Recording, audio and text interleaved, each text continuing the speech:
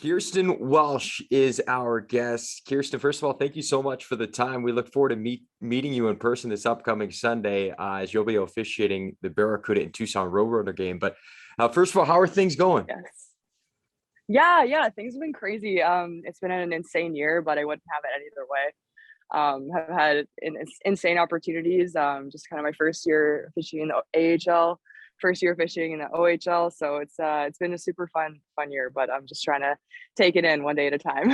Well, you're kind enough to join us before you're about to go onto the ice in about 20 minutes. So we're going to have to kind of hurry up with this interview. You're very, very busy. You've got a full-time job, plus you're officiating games in the AHL and the OHL, as you mentioned. So how are you balancing it all? How do you fit things in your schedule and continue to try to pursue this dream that is now officiating?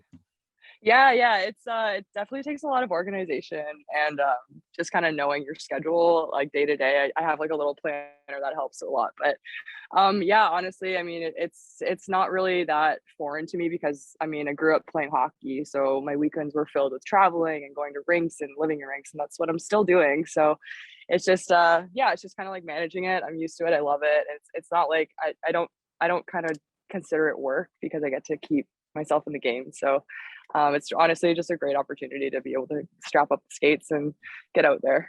Well, you mentioned you played Division I hockey at Robert Morris, and we'll go into that a little bit. But Yes. not only you're officiating in the OHL, you're officiating the AHL, and you set some history earlier this year. You're the first female official to work a game in the Ontario League, and you're one of 10 officials hired this year by the AHL to work in the American Hockey League.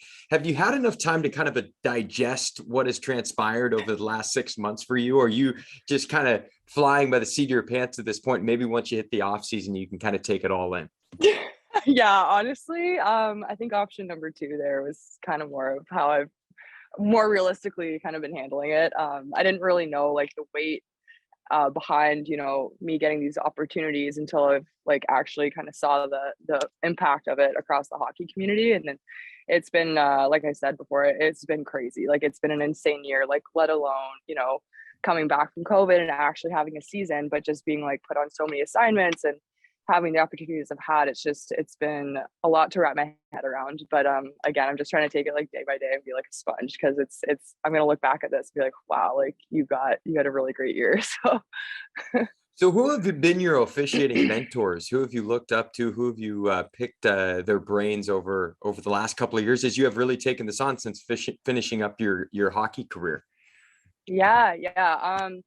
So I mean, when I first started officiating, I didn't really like know anyone like really in the area. I had a couple people like Furman South, Brandon Bladina, who actually went to RMU. They're RMU graduates and did the whole roughing route.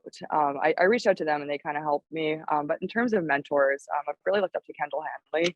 She's one of the other female officials that got hired this year as a linesperson, and she's just really one of the best. She just came back from the Olympics. Like she's just really somebody that I try and look up to on the women's side of things. On the men's side, I mean, there's a numerous amount of officials that I could name off. I mean, some of the guys that are currently contracted. There's Mitch Hunt, Caleb Apperson, just like some linesmen that have really helped me develop myself, and who I try and like learn off of every day I can that I work with them. But yeah, it's been, I mean, like I said, it's been a whirlwind, and there's a ton of names I could name, but definitely Kendall, just because she's just kind of somebody who is in my position, who's been around for a long time, and who's been doing this, and she's actually just really helped me come up the ranks and kind of help guide me of what to do and where to be. So I know you attended the Exposure Combine, also the 2020 Mentorship Program, which is kind of guided yeah. to facilitate women into officiating. How did that all Yeah. come to be? And when did you really realize that this was something that you were interested in and this could be a future endeavor for you? Yeah. So the mentorship program is actually phenomenal. I think that happened last summer. I think it was last year around this time, maybe, that they first started like to like implement it. And yeah, being on that call, I mean, we had like resources such as like Wes McCauley, Kelly Sutherland, like these guys who are very successful referees who are coming in to answer questions about what we have to expect. And that was kind of cool to get like a feel of what we were to expect from players and coming up as new referees, especially skating with men. Like professional men. It's just kind of like what to expect. And that was really good to kind of just hear other girls and like what their thoughts are about the whole process and how to kind of, it didn't make you feel so like isolated. But no, it's honestly been insane. Just like I said, just kind of breaking into this league and having the support that I've had throughout, like from the NHL, you know, from like the coaches, from the players, like it's everyone. Like everyone's been so welcoming, and I really couldn't have asked for any like a better way to break through. We're per se. talking to Kirsten Welsh. She's one of 10 female officials hired by the American Hockey League this past offseason. You're an Ontario native, but you played college hockey in the States at Robert Morris, Yes. as we alluded to. I want to go way back when it first started. When did you first lace up the skates? When did the passion for hockey come to be? Oh, like before I knew how to walk.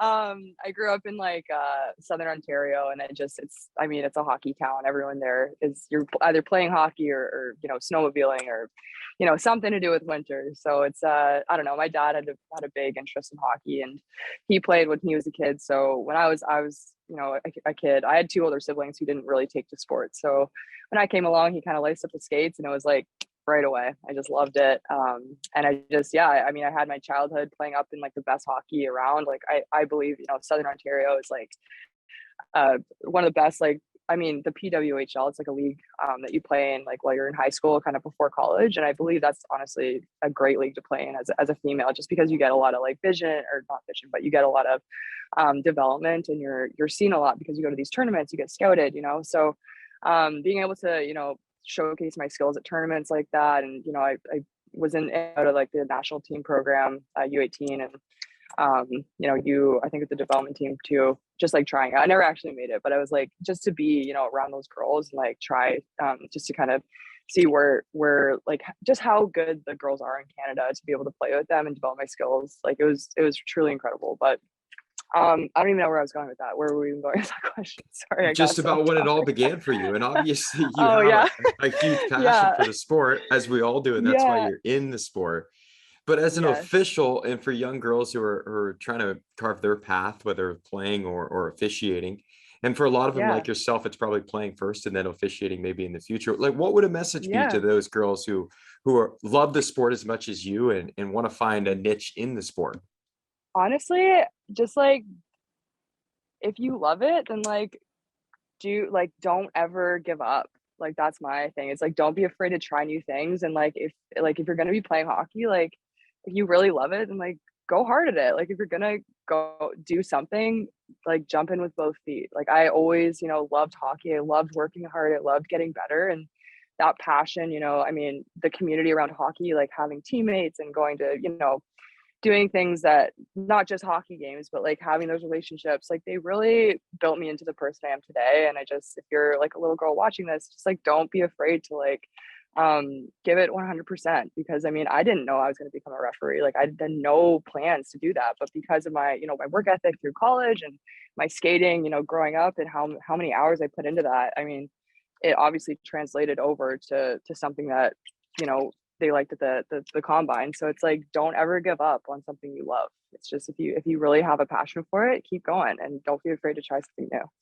So where do you see yourself in 5 to 10 years? Do you see yourself continuing to grow as an official, maybe becoming a referee, and eventually, I think, as many would say in the American League, we're all trying to get to the NHL. Is that something that you hope you can accomplish as you continue along in your career? Honestly, yeah, I just like my goal right now is just to get like better every single day.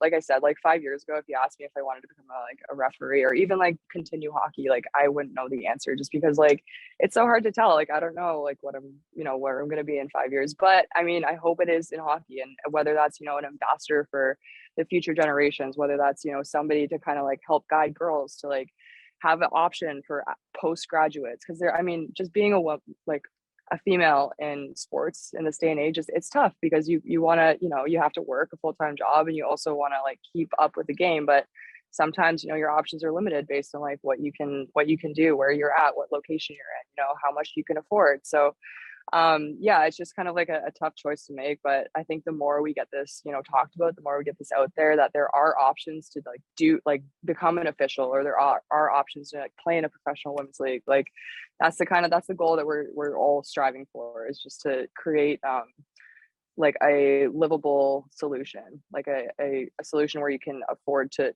play professionally and be paid for it, or pick a career, a profession, and be able to be supported and not have to do two careers at once would be nice. Yeah, absolutely. Well, I think you carving the path here and you being one of a handful of pioneers, women in the sport, I think this is only the first chapter of many in the history of how this is going to go. So certainly exciting times. I want to ask you a question. You're now on ice level. Yeah. You're in the American Hockey League. This is the second best league in the world. What has been the biggest kind of eye opener to you now that you're at ice level, right in the mix, right in the middle of the action? Honestly, it's pretty impressive, just like the guys and how fast they are and how little I have to get out of the way. Like that's one of the things that I didn't really realize, like as a player growing up. I just always thought the refs were in the way. But like these guys they're so talented.